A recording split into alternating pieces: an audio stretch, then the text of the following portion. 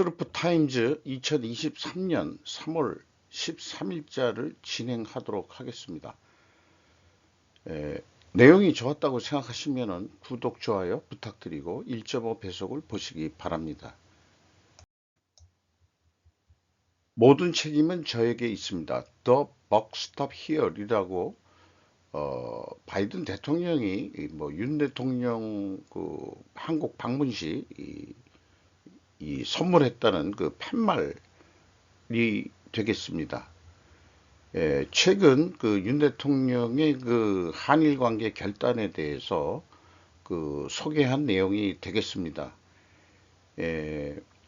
다들 많이들 잘 아시겠습니까? 다 일일이 읽어보는 것은 생략해도 되겠고요. 마침 제가 뉴스 보도 인용을 깜빡 요거를 했네요.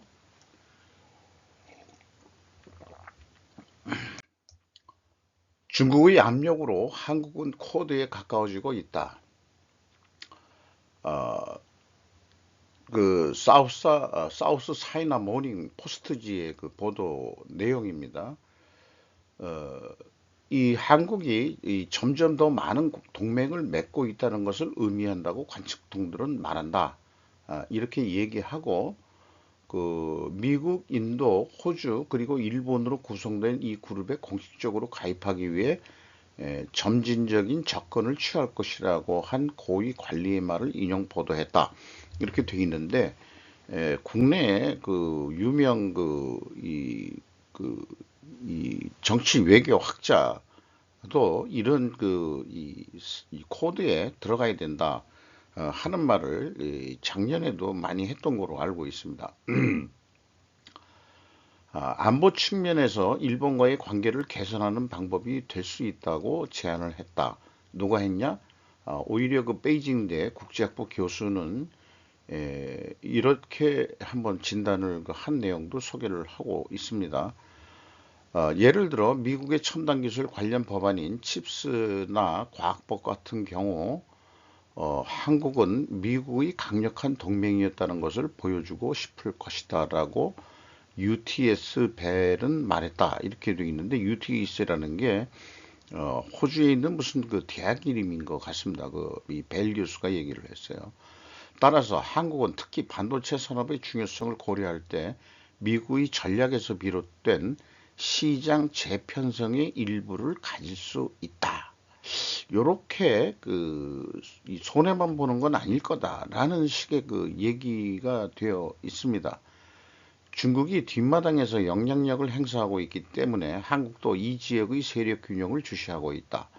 벨은 중국이 남중국해를 가로지르는 주요 해상 무역로를 지배하게 되면 양국 간 힘의 역학관계가 바뀔 것이며 이는 한국이 원하는 바가 아니라고 말했다. 이런 얘기죠.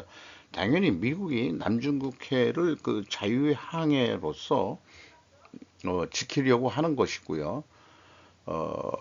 이런 상황을 얘기를 하고 있고 중국이 계속해서 이 코드에 가까워지고 있다는 얘기는 미국 측에 가까워지고 있다라고 보고 있는 거죠. 그래서 결국 요즘 최근에 칩스법이 화두인데요.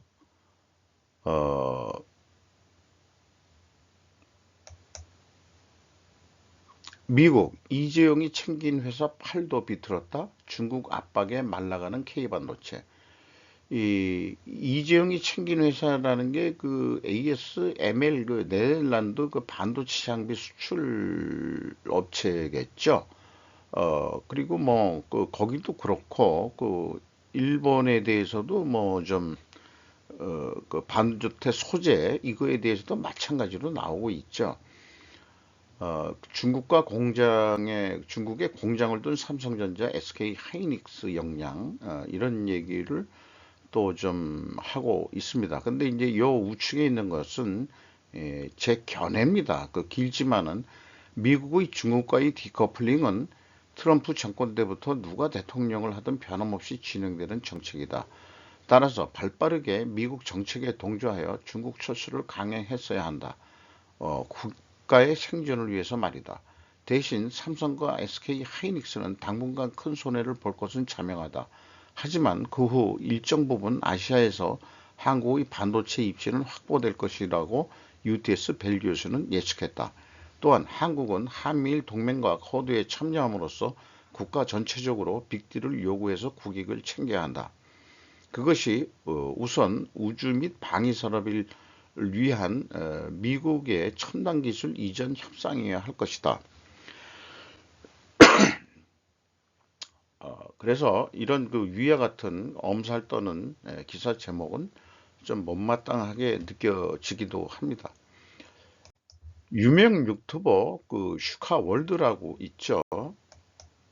예, 그 마찬가지로 이 화제를 거세지는 미국 반도체 압박이라는 제목 하에 그동안에 일어났던 일을 잘 정리해서 그 제목만 이렇게 정리를 해도 그 히스토리를 잘 정리해서 좀 얘기를 하고 있습니다. 뭐 핵심적인 것은 그 가드레일 조항인데 그 미국 상무부장의 표현이 참 재미있죠. 우리는 어떤 회사에도 백지 수저를 쓰지 않는다. 그냥은 안 준다. 그래가지고 그리고 그 국내에서는 사실상 다시 빼앗는 거 아니냐. 뭐 기업 비밀 침해 우려도 있고.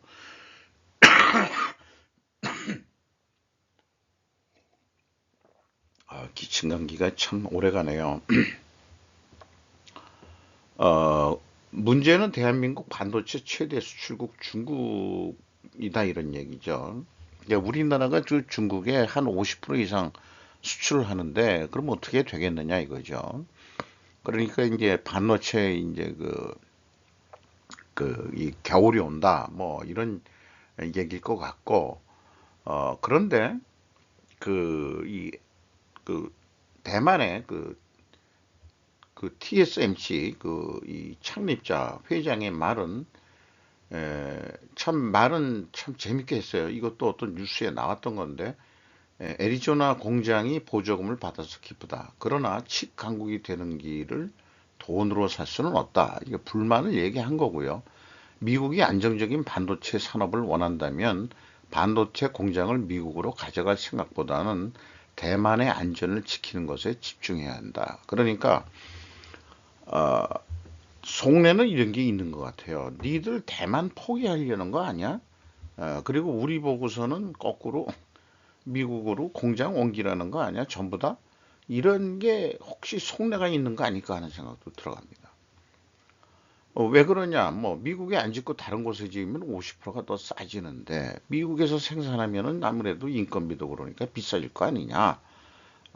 그래서 그렇게 이 단가가 비싸니까 미국만 보조금을 주는 건 아니다. 그러니까 우리나라도 지금 그 세액공제 지금 뭐 검토하고 있고 유럽연합도 유럽 반도체법 통과를 작년에 이미 했다고 그러고요. 그래서 이런 보조금 제도는 이 WTO 체제 그러니까 자유무역을 완전히 말하자면 충돌하는 거 아니냐. 그렇게 되니까 트럼프는 노골적으로 그런 데서 빠지겠다라고 얘기해놓고 또 진행을 했죠. 어쨌든 그 세계 경제가 자유무역주의 시대에서 미중 전쟁으로 인해 가지고 블록화된 경제로 변해가고 있다. 그리고 거기다가 한국은 바닥으로 관공업 생산 지수가 지금 떨어지고 있다. 그런 상황이죠. 어, 뭐 내용은 뭐 쭉 제가 편집은 했는데 미국 상무부장이 얘기한 것은 자기네는 소프트웨어 이 반도체 설계 기술 뭐 이런 거가 이제 이 기술인데 사실은 이게 이제 이 말하자면 특허를 무료로 공개하면서 딴 나라에서 만들게 해준 게 자기네들의 실수였다. 그래서 반도체는 모든 첨단 기술의 기반이다. 반도체 혁신의 원동력이 제조가 되었다. 제조업이 중요하다는 거죠. 그것을 이것도 뭐 뉴스에서 나왔던 얘기입니다. 하드하고 소프트웨어 이거를 좀 소개가 됐죠. 우리는 제조 능력을 버렸고 이는 국가 안보에 인재 위협이 되었다. 우리는 제조 능력 없이도 기술 리더십을 유지할 수 있다는 잘못된 믿음으로 제조 능력을 희생했다. 그러니까 자기네들이 실수했다. 솔직히 그렇게 얘기하는 것 같아요. 미국은 경제 및 안보에 가장 중요한 반도체의 생산 능력을 전략적으로 늘릴 것이다. 이렇게 이제 얘기를 해가지고 국가 그 반도체 그 기술 이 센터를 만들겠다. 이렇게 그 얘기를 해서 미국의 나사 같은 그런 민관 합동 연구기관을 만들어서 10년 내로 자기네들이 이 세계 최대의 그 반도체 강국이 되겠다. 그래서 10만 기술자 양성도 할 거다. 뭐 이렇게 이제 잘 설명을 했습니다. 그 반도체 역사에서 1980년대 반도체 시장에 지배되어 있던 일본이었는데 이거를 그 뭐 꼭 반도체만이 아니고 무역 역조 때문에 1985년에 프라자 합의로 eng화절상으로 일본을 잃어버린 30년을 계속 지금 하게 만드는 거죠. 그러니까 그 미국이 무서운 거죠. 우리가 이번에 그거 그 칩스법에 의해서 당했다 하는 게 이제 우리나라만이 아니고 대만 그다음에 이제 일본은 이 반도체 소재 이런 거에 또 당하고 있으니까 그래서 이 일본이 그 쭈그러드는 그런 역사도 소개를 하고 있습니다. 자, 이런 뉴스들을 종합해서 제 생각을 좀 말씀드리면은 미국이 뒤통수를 친다는 반응보다는 일본이 당했던 것을 타산지석으로 삼아 어떻게 해야 미국과 빅딜을 할 것인지 행정적 협상보다는 미국 상무부에서 저렇게 발표를 가드레일 성격으로 이 발표를 하면은 우리나라 그 통상산업부인가요? 그 정책 이 실장이 미국에 지금 날아가서 이 협상 중이다 하는 얘기도 있습니다만은 어떻게 보면 이런 것은 정치적으로 그 승부를 해야 될 것 같다.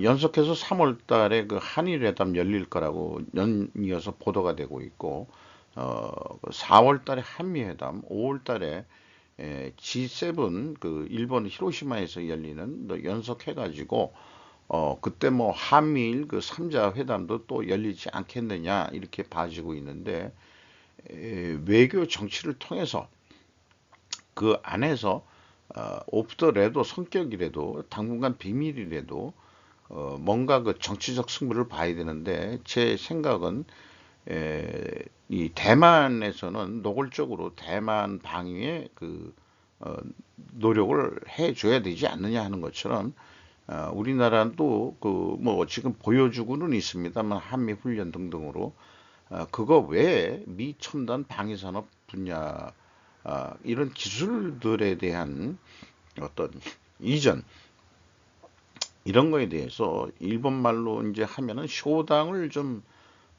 볼 생각을 해야 되지 않겠냐 그런 생각을 좀 하게 됩니다. 과연 우리가 이렇게 이 협상 승부를 볼 수 있는 그런 무기가 우리에겐 뭐가 있는지 매우 좀 궁금하기는 합니다. 음, 북한을 이 빌미를 또 들 수도 있는 거 아닌가 하는 또 생각도 없는 건 아니고요.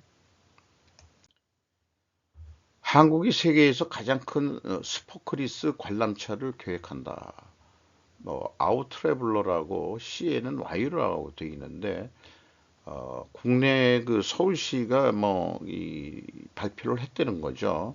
이게 뭐 조감도인 모양인데 이게 뭐 세계에서 두 번째로 뭐 큰 거다. 그래서 이런 거를 좀 만들 것 같다. 이거 외에 뭐 여러 가지도 있다고 그러지만은 이 외국 뉴스에서는 이거를 좀 인용해서 볼 수 있겠습니다. 자, 이건 뭐 그런 거 하겠다고 그러는데 서울시장이 정부하고 잘 협조가 돼야 되겠죠. 미국과 그 동맹국, 북한은 제 나라보다 한 발짝 떨어져 있다. 이것이 이제 무슨 의미를 하는 걸까 좀 생각을 해보게 됩니다. 비즈니스 인사이더 크레드 컨컬이라고 국방 우선순위라고 그 부제가 달려 있는데요. 김정일 정권의 주된 목표가 자기 보존이라는 점을 고려하면은 이런 식으로 이제 풀어 나갔습니다. 북한은 일본과 한국이 미국의 해구선 아래 있는 동안 그들 자신의 방어를 강화하고 있는 적어도 한 어쩌면 두 부유한 이웃의 전쟁을 일으켜 자멸하려는 동기를 더 이상 가질 것 같지는 않다. 저렇게 그 핵무기 개발을 하더라도 한국과 일본의 군사력이 강화되면 중국의 도발에 대한 지역적 결의가 강화될 것이다. 바이든 행정부는 최근 우크라이나 비축물자 재보급을 위해 한국으로부터 포탄을 이전하기로 한 것과 같이 한국의 대규모 병력을 유지하는 것이 미국의 최우선 과제가 아님을 보여주는 조치를 이미 취하고 있다. 자, 이렇게 표현을 하고 있어요. 그래서 많이들, 그렇죠. 한국이 너무 그 수출을 하면은 자신의 그 방위하고의 그 어떤 상관관계를 좀 고려해야 되지 않겠느냐. 뭐 이런 표현도, 어, 뭐 외국 뉴스에서는 좀 나오고 있습니다. 이러한 병력 감축 움직임을 뒷받침하는 것은 미국이나 동맹국들을 북한의 공격 위험 증가에 노출시키지 않을 것이다. 인력이나 뭐 그런 것이 그 병력이 감축이 되더라도 미사일 실험의 축소나 중단을 야기할 수 있는 대화에 참여하려는 그들의 욕구를 다시 열리게 할 수도 있다. 뭐 이렇게 얘기하는데 뭐 좀 뭔 얘기인지 좀 왔다 갔다 합니다. 탈경제의 길은 불필요한 위험을 처리하고 미국이 자국의 안보 이익에 더 시급한 문제에 집중하지 못하게 하는 현상을 지속하던 것보다 한반도의 평화를 보장하기 위해 훨씬 더 많은 일을 할 수 있다. 그러니까 너무 그 한반도에는 긴장 관계를 너무 일으키지 말라. 뭐 그런 얘기 같기도 하고요. 참, 참 어려운 국제 외교네요. 어, 요거 사진은 그 딸 뭐 김주행가 걔를 무슨 그 체육대회 할 때 또 나와가지고 이 이미지를 부드럽게 하려는 아마 그 딸을 자꾸 데리고 나오는 거는 속내가 그 무슨 뭐 이 체제 연결이라든가 후계자 뭐 이런 쪽으로 뭐 억측을 하고 있는 것도 있는 것 같은데 제 생각에는 그거 하지만은 사실은 싸우고 싶지 않어 라는 또 표현도 들어가 있는 거 아닐까 하는 생각을 엉뚱하게 또 좀 해보게 됩니다. 그 대신 나는 살아야 돼, 북한은 살아야 돼라는 의미도 있는 것 같기도 하고요. 지인은 ZNG 공급업체의 공급망 문제를 회피할 수 있도록 지원했다. 라세스이 쿠마르 싱이라는 거 이름의 그 기자의 보도 내용인데요. 지희가 이 12명의 기계공들을 파견해서 협력업체한테 서브 공급자를 도왔다. 이런 거고요. 그 제트 엔진 생산을 방해하는 병력 현상이라는 용어가 오래간만에 나왔습니다. 해결하기 위해 그 기계공과 수백 명의 엔지니어를 미국에 있는 공급업체와 하위 공급업체에 배치했다. 지원을 나갔다는 얘기죠. 회전 부품의 검사 기간을 6시간에서 그래서 30분으로 단축하는 것을 도왔다. 이 품질 검사 뭐 이런 거를 하는 거니까요. 지속적인 인력, 부품 및 원자재 부족으로 인해 항공우주사업의 급증하는 수요를 따라잡기 위한 매일의 전투를 지금 하고 있어. 이렇게 이제 그 CEO는 그렇게 얘기를 하고 있답니다. 항공기 부족은 항공사의 수용력 증대와 급증하는 여행 수요를 활용하는 계획에 제약을 가했다. 그 팬데믹이 참 이런 사건도 일으키네요. 항공기가 지금 부족하다 하는 그런 상황이니까 항공기 납품이 지연되면서 일부 항공사는 임대차 계약을 연장하고 임대료를 인상하고 있다. 그런데 이제 문제는 여기에서 쓰는 표현이 제도적 지식을 가진 이게 시스템이라고 이해를 저는 합니다. 시스템적 지식, 난리지를 가지고 온 근로자가 너무 적은 것은 여전히 문제라고 말했다. 이런 것들을 제약이론 경영에서는 능력 자원 제약, 이렇게도 얘기할 수 있을 것 같아요. 또 시간도 문제겠습니다만은 생산하는 과정에 시간 제약도 있겠습니다. 한 예로 지인은 한 공급업체가 엔진용 저압 터빈 케이스를 한 달에 같은 양에서 5개씩 생산할 수 있도록 지원했다. 뭐 이런 얘기네요. 가서 그냥 뭐 생산 일정 자체를 지도한다. 생산 관리를 요게 이제 제도적 지식이라고 또 얘기할 수도 있겠죠. 지인은 2022년 리프라고 인정을 발음해야 될까요? 엔진의 출력을 1년 전보다 34% 늘리는데 성공했다. 올해는 500억 50% 증산을 목표로 하고 있다. 이렇게 소개를 하고 있습니다. 미국에서 이스라엘 이 물리학 양자 물리학 박사인 골드랩 박사가 제약이론 경영을 창시했는데 실질적으로 이 채택을 해서 돌아가는 것 같은 느낌을 좀 받고 있습니다. 그런 것들이 이번에 반도체 같은 데도 숨어 있지 않을까. 이 공장을 끌어들여라. 외주 주면은 낭패된다. 뭐 이런 게 또 제약 이론에서도 좀 나오는 얘기 중에 하나이긴 합니다. 요게 이제 엔진 만드는 라파에드 생산 시절 제트 엔진에 대한 그런 사진이 찍혀 있네요. 한낮인데 어둑어둑 돌풍 동반 황사경보 중 충격적 하늘. 이건 뭐 몇 년 전에도 계속 나온 겁니다만은 봄철에 황사 현장 더불어서 공장 생산이 다시 돌아가면서 뭐 계속해서 얘기지만은 중국의 산업이 ESG적인 그런 거로 돌아가지 않는 한은 중국이 생산 공장으로서 세계의 생산 공장으로 계속 돌아가지 않는 한은 본인들이 이 탈산소라고 그러나요? ESG적인 그렇게 환경적인 거에 대처하지 않는다면은 한국이나 일본의 말하자면은 오염 미세먼지를 침공하는 형국이 되는 것이고 그것보다는 자신들이 더 문제가 되겠죠.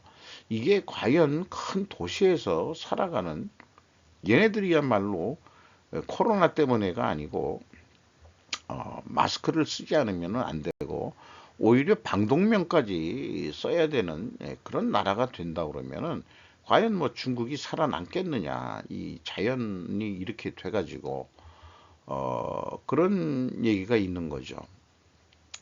중국에서 일어나고 있는 일에 눈을 뜨다 다른 얘기 같습니다. 아, 그 요거는 이제 레리 리틀이라고 다른 뉴스 외국 뉴스인데요. 첫째 코비드다. 그 다음에 이 상식적으로 그것이 연구실에서 유출을 가리키고 있지 않느냐. 이제 확실히 우한 이 연구소에서 퍼진 거 아니냐라는 것이 이제 상식적 아니냐. 이런 얘기고요.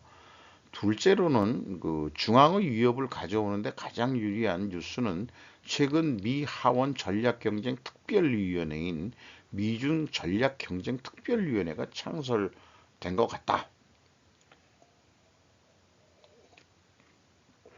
공화당이 하원 의원을 장악하면서 이제 더 이상 더 중국 죽이기로 들어가는 것 같습니다. CCP라고 이제 표현을 하고 있네요. 중국 공산당. 중국이라고 표현 안 하고 CCP라는 것은 이 중국 공산당을 얘기하는 거죠. 위협을 인식하는 것에 관한 세 번째 뉴스는 거의 냉소적인 어조를 띠고 있다. 우리는 CCP가 지배하는 중국을 우리의 가장 큰 적수로 하여 떠오르는 다극화 세계를 어, 받들어야 된다. 뭐 이런 얘기인데 이 말하자면은 이 중국이 미국하고 뭐 양극적으로 뭐라 그럴까요? 제2의 냉전 이런 식으로 크는 것은 못 봐주겠다. 이런 식의 또 표현인 것 같습니다. 농장주와의 상생 프로그램으로 도살에서 구출된 개 200마리. 코리아 타임즈 이효진 기자의 보도 내용인데요. 국제 동물 보호 단체인 휴메인 소사이어티 인터내셔널 HSI라고 되어 있네요. 활동가들이 22일 충남 아산의 한 개고기 공장에서 개들을 구조하고 있다. 이 농장은 개 사육장을 폐쇄하고 개들을 입양하는 대가로 주인들에게 재정적인 지원을 제공하는 모델즈 포 체인지 프로그램을 통해 문을 닫는 18번째 개 사육장이었다. 김강민 지음 코리아 타임즈 사진. 자, 우리나라가 아직 보신탕을 먹기 때문에 개 사육장이 있는 건데요. 저도 왕년에 개고기를 먹었습니다만은 최근에 뭐 또 그게 이제 이 어떤 국제적인 여론이라든가 뭐 이런 게 끊임없이 얘기하는 것은 이 우리가 옛날부터 없을 때 뭐 잡아먹기도 했던 그런 전통이 있습니다만은 이제 뭐 다른 먹거리가 좀 많으니까 잘 안 먹게 되죠. 이게 개농장 전경을 좀 찍은 거고요.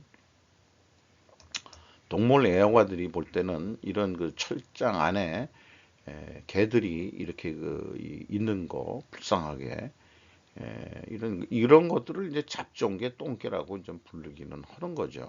네. 진돗개를 잡아먹겠습니까? 설마? 모르죠. 진돗개도 똥개라고 해서 잡아먹는지 어땠는지 모르겠지만은 이런 뉴스는 한번 좀 남기고 싶네요.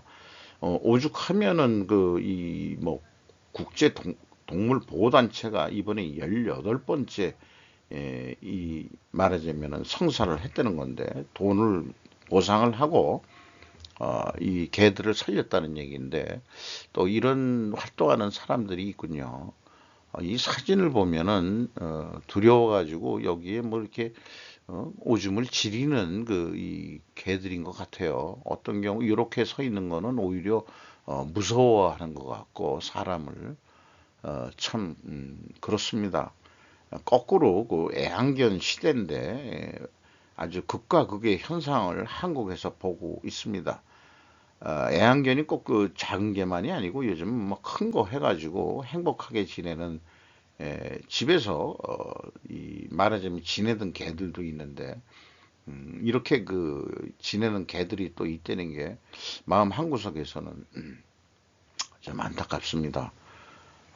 개고기 먹었던 사람으로서 뭐 이게 뭐 잘못했다 뭐 이런 게 문제가 아니고 어떤 이것도 이 시류를 좀 또 따라가는 거 아니겠느냐. 국제적인 글로벌 스탠다드 한다면은 글로벌 스탠다드가 개고기를 안 먹는다 그러면은 이것도 좀 안 먹어야 되는 거 아닌가 그런 생각이 들어가네요. 윤 대통령도 우리나라가 글로벌 스탠다드 돼야 된다라고 얘기했다는데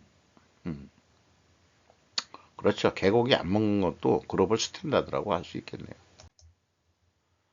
중국제, 중동뿐 아니라 사우디아라비아, 이란 거래를 하고 있다. 자, AFP 로비 콜리폴레. 그게 이제 우리나라가 동유럽 폴란드에 수출했지만은 중국도 이렇게 하고 있는 얘기고요. 사우디아라비아와 이란의 관계를 회복하기 위한 깜짝 협정이 중동 전역과 그 너머로 반향을 일으킬 것이라고 분석가들은 금요일 예멘의 전쟁에서부터 중국의 지역 개입에 이르기까지 모든 것에 영향을 미칠 것이라고 말했다. 무기 수출도 하는 것 같고요. 그게 이제 또 거래라는 것은 서로 그 시아파하고 순위파하고 앙숙이었던 두 나라를 이 왕이가 작품을 만들어서 대부로서의 중국이라고 표현했어요. 몇몇 분석가들은 금요일의 돌파구는 영내에서의 결과를 넘어 중국의 중재에 의한 회담이라는 점에서 의미가 있다고 말했다. 폴트는 이는 중국에서 미국의 우위에 도전할 여지가 있다고 생각하는 증거일 수도 있다. 이게 그 미국한테 도전한다 이거죠. 어쨌든 이는 중국의 외교적 승리이며 지금까지 영내 접근 방식에서 크게 벗어난 것으로 보인다. 이렇게 얘기했습니다. 중동까지 손을 뻗치면서 시리아는 이란 사우디 합의로 지역 긴장 완화를 기대한다. 이런 반응을 했다는 거고요. 그 사우디아라비아하고 이란이 화해하는 것은 바이든에게 대해서는 가운데 손가락이다. 뭐 이런 거죠. 외국에서 이렇게 그 표현하는 것은 이게 뭔 뜻인지 좀 안 좋은 뜻으로 얘기를 하고 있는 거죠. 중국이 바이든한테 이거 한 거 아니냐 이거죠. 이렇게 해야 잘 보이나? 이거 한 거다 이게. 자, 요게 이제 중재하는 이 왕위의 기분이 좋아서 이런 그 사진이 찍혀 있네요. 연속해서 나오지만은 미국에서는 이거는 또 악재다. 또 이렇게 좀 나오고 있습니다. 그래서 미국은 글쎄 어떻게 할지 모르지만은 중국이 그런 거를 하는 것은 결국은 중국도 산업을 위해서 계속 석유를 수입해야 되니까 중동이 불안해서는 자기네들도 불안하니까 결국은 중국도 지들 사겠다고 하는 거에 들어가겠죠. 그런데 이제 미국은 또 이즈음에서 미 공군이 콜로라도 심포지움에서 B-21 레이더의 새로운 사진을 공개했다. 전번엔 검은 사진인데 이번에는 흰 색깔의 사진으로 해가지고 폭스뉴스가 나왔는데요. 공군에 인도되면 B-21은 가시적이고 유연한 억제책으로 국가의 전략적 삼합회에 합류할 것입니다. 그게 이제 이 삼체제라는 게 사일로 발사 핵탄두와 잠수함 발사 탄두가 포함된다. 그러니까 잠수함에서 쏘고 그 다음에 이제 이 사일로 발사 핵탄두라는 게 있다 이거죠. 여기에다가 이제 비행기 폭격기에서 핵을 쏘는 그런 것도 있다 이거죠. 이게 옛날 B1B인가 그거에 비해서는 사이즈는 작았지만은 이게 이제 아주 이 스스로 전투기에 호위 없이 이게 혼자만 날아가서도 좀 크기가 작아졌지만은 작아진 것 같아요. 크기는. 그러나 이게 가서 폭격기로서 날리고 온다. 그러니까 까불지든 말아라 수 틀리면은 또 한다. 이런 얘기일 것 같습니다. 일본의 빚은 천조엔 초과 세계 2위, GDP 대비 256.9%, G7에서 볼 때도 일본이 재정 파탄 안 한다고 단언할 수 있는 이유. 뭐 많이들 얘기 나왔던 얘기인데요. 일본의 빚의 뒤쪽에 있는 저출산 고령화 문제가 있고, 일본의 세출의 약 2할이 국채 갚는데 쓰고 있다. 이게 이제 나라냐? 우리 같으면 이게 나라냐라고 얘기를 하겠죠.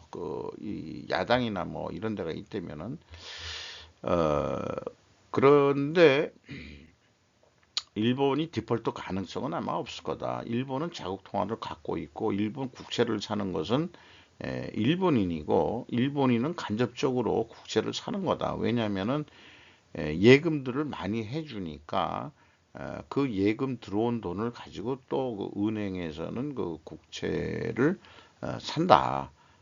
이렇게 되니까 이게 우리나라처럼 그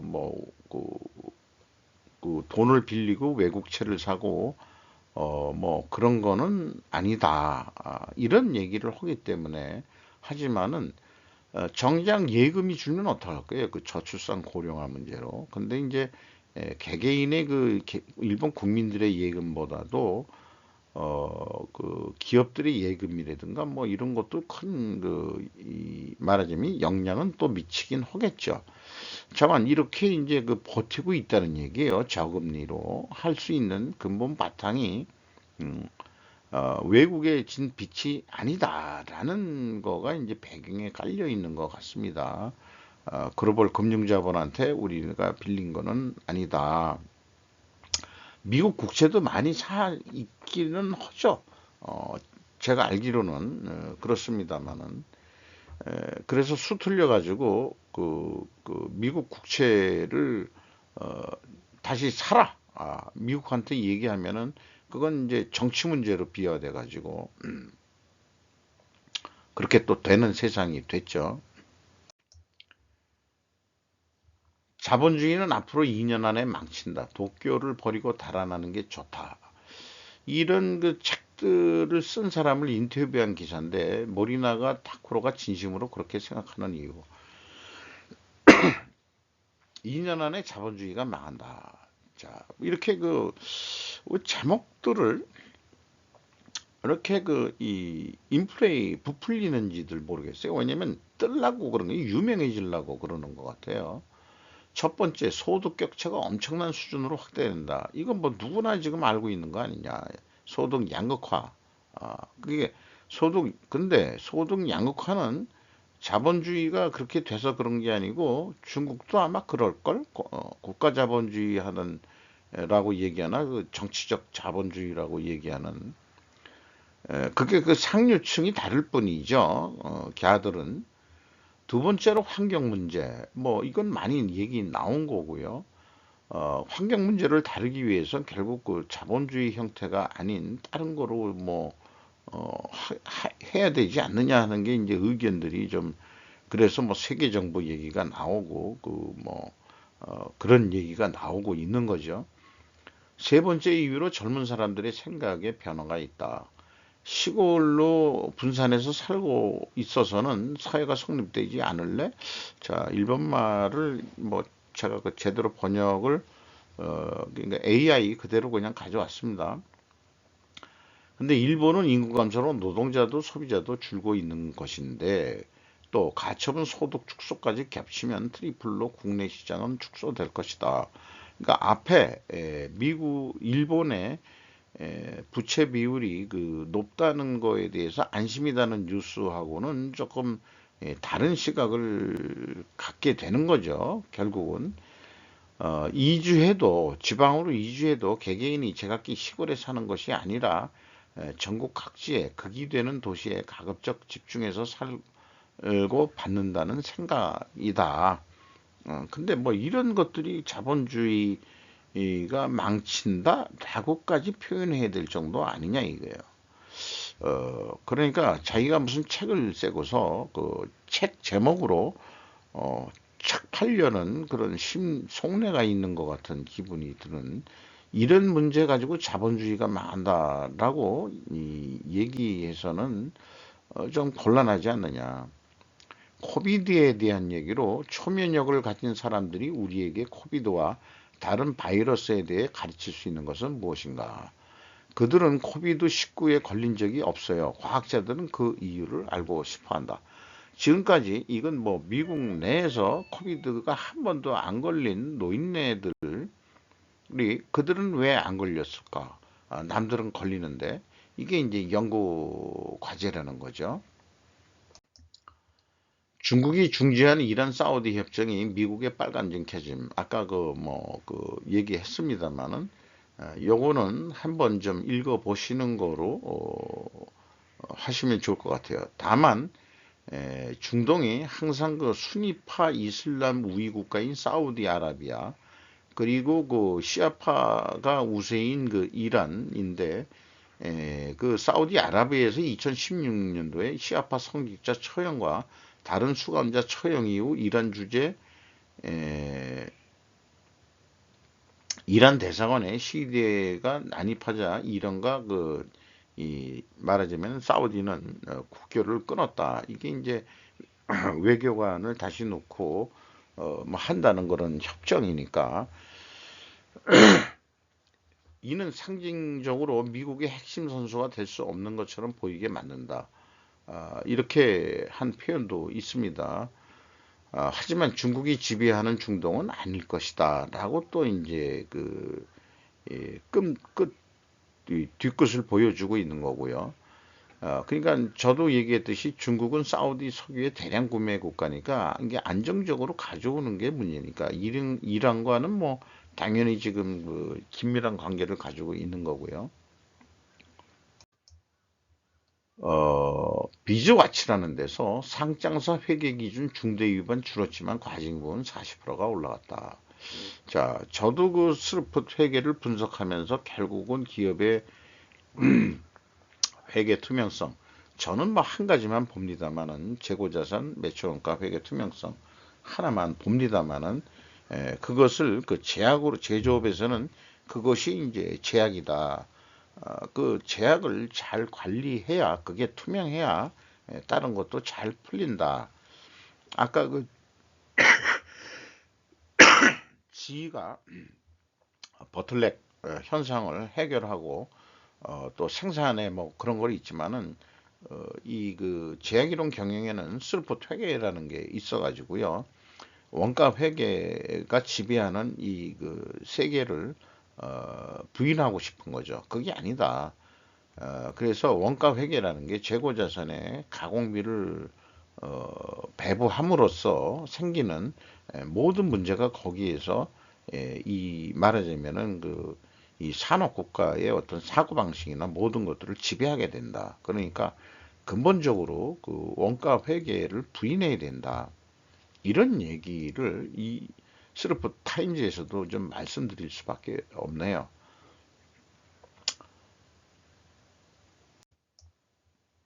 필리핀에서 마르코스 대통령, 한국에서 윤 대통령이 등장한 것이 발표. 동아시아 인도 태평양 지역의 변화.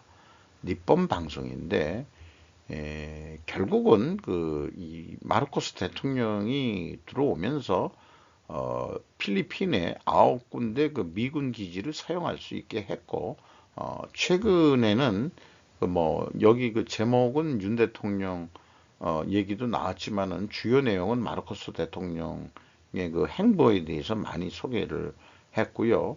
어, 한국에서는 요게 이제 단락을 좀 제가 잘못 썼네요. 한국에서는 그냥 윤 대통령이 탄생한 거고 필리핀에서는 미국이 사용할 수 있는 기지는 9곳에 뭐 이런 거를 좀 제가 좀 단락을 좀 바꿨어야 되는데 그렇게 되어 있네요. 이 윤 대통령이 들어오면서 이 한미 동맹 강화, 한일 관계 정상화, 이거로 지금 동아시아에 말하자면 또 이 동남아시아 관계 이런 것들이 변화가 있다는 뉴스인 거죠. 사교육부의 이 급등에 대한 거를 잘 분석을 해준 내용이 되겠습니다. 요거 한번 좀 천천히 보시면 될 것 같고요. 주 52시간 근로제에 대해서도 히스토리컬하게 잘 이 데이터를 모집해 가지고 또 나름 설명을 했는데 저도 이거는 사실 관심이 좀 없었습니다. 나이 탓도 있는지 모르지만은 에, 그래서 뭐 여러 가지 사업주는 만족하고 근로자한테는 장점이 있고 뭐 단점이 있고 뭐 어쩌고 저쩌고 하는데 결국은 뜻은 좋은데 맞으면 유연하게 운영을 어떻게 할 수 있겠냐. 왜냐하면 우리나라가 대부분 근로자 80% 이상인데 대기업 외에 이런 거에 일일이 세밀하게 관리할 수 있을 것 같으냐라고 좀 의문수를 던지는 거죠. 이런 것들의 원인이 재택근무의 욕망이 불러온 메타버스 열풍, 누구를 위해서 결국은 위하는가 뭐 이런 식으로 얘기하고요. 한국 노동 생산성 얘기가 나왔었는데 이것은 우리나라가 제조업 비중이 높아서 그렇다. 서비스업 쪽은 무슨 뭐 노동 생산성이 높고 그 뭐 그렇게 얘기를 하는데 생산성 향상시켜야 된다는 과제는 항상 있는 거지만은 제가 이번에 뭐 노동개혁 등등으로 해가지고 근로시간 뭐 이런 게 나오는데 융통성은 좀 있긴 있어야 되겠죠. 근데 전문가들이랍시고 일을 복잡하게 만드는 것 같은 기분은 어쩔 수 없습니다. 단순한 방법을 찾아야 하지 않을까. 어, 주 4일 근무제를 아예 하든지, 뭐 그렇게 하든지, 사무직이나 가능한, 저는 사무직이나 이런 거 가능하지, 생산직에서 그 신축성 있는 이거 해가지고, 그게 가능하겠냐 이거예요. 그거 이전에 핵심 문제는 안 건드리고 있는데 이걸 제가 글로 좀 써놓을 걸. 기본 일당을 작게 해놓고 잔업을 유도하는 우리나라의 생산직에 대한 급여 제도가 문제인 것입니다. 그러니까 에, 중소기업은 또 그만큼 일을 해야 생산성이 낮으니까 잔업을 그렇게 더 시켜서 생산량을 하려고 한다고 얘기는 하지만 지금 옛날 같은 사고방식으로 해서 되겠느냐 이거죠. 그래서 지금 뭐 노동개혁이라고 해서 뭐 닉이 나오는 것들을 저는 이렇게 표현하고 싶습니다. 지옥으로 가는 길은 꽃길로 단장되어 있다. 제조업 생산직에서는 적용하기 어려울 것이라고 저는 봅니다. 의도는 좋을진 몰라도 한국 제조업을 망칠지도 모를 것 같다. 그러니까 그거하고 결국 외국인 노동자가 추가 대책으로 흐를 것이다. 라는 거하고 일맥상통하기도 합니다. 그래서 그 대기업은 좋다 이게요. 대기업은 좋은데 그 중소기업은 중간 기술 정도 가지고 그다음에 그 잔업을 통해서 생산량을 해내는 거로지만 중소기업도 요즘 그 중소기업 다니는 근로자들도 그렇습니다. 그 잔업을 하면은 돈을 더 주니까 그렇지만 근본적으로 노동개혁을 하려 그러면은 기본급을 올려줘야 됩니다. 일본은 안 올려줘가지고 난리인데 우리나라는 대기업은 많이 올라가가지고 기업 간의 임금 격차도 이제 말하자면 귀족층과 노동 귀족과 그 다음에 이제 그 노동 천민층이 갈라지는 그런 현상인데 중소기업도 잔업으로 그걸 할 생각을 하지 말고 그 월액제 사무직처럼 월액제로 해줬을 때 뭔가 해결책이 나온다. 저는 이렇게 봐집니다.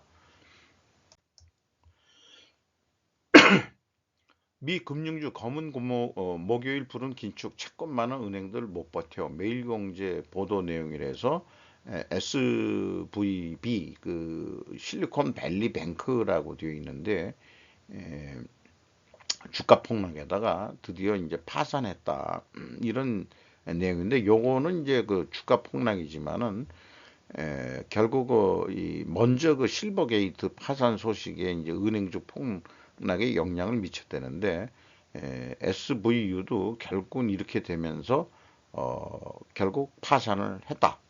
이런 게 에, 슈카 월드에서 쭉 그 잘 그 히스토리컬하게 설명을 했습니다. 그 왼쪽에 있는 부분은 그 미국이나 우리나라의 그 금리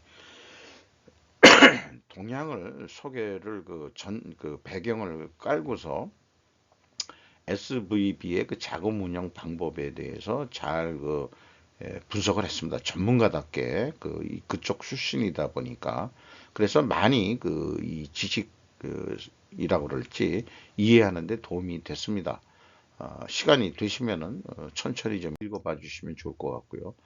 계속해서 이렇게 말하자면은 소개를 하고 있습니다. 미국 예금 보험공사에서 25만 달러까지는 그냥 우리나라 예금 5천만 원까지 해주듯이 해주는데 그것만 가지고는 되겠느냐. 그래서 어, 월요일 오늘 앨런 미 재무장관이 뭐 발표한다고 되어 있다고까지 소개를 하고 있습니다. 그게 어떻게 나올지 좀 두고 봐야 되겠네요.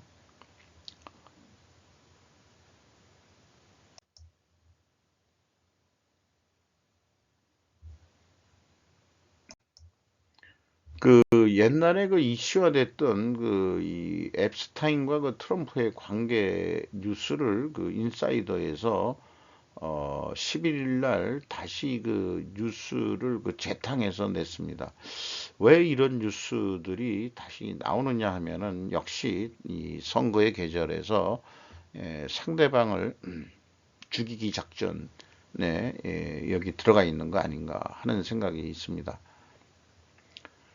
이하 그 제가 그 편집한 내용은 노코멘터리로 그 기록을 그냥 제가 남기기 위해서 하는 것으로 양해를 해 주시기 바랍니다.